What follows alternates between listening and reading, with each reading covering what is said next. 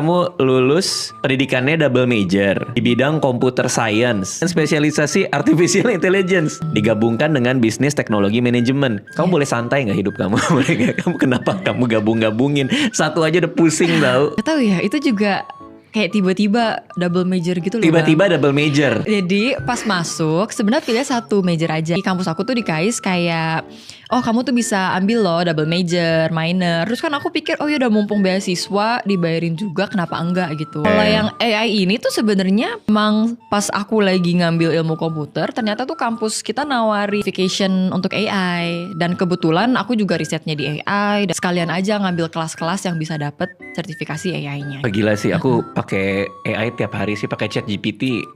Entah apa pertanyaan paling absurd sekalipun aku tanyain tahu ke dia. Bener-bener sampai kayak mau pulang malam abis main padel, ngomong ke istrinya gimana? udah tinggal copy paste aja.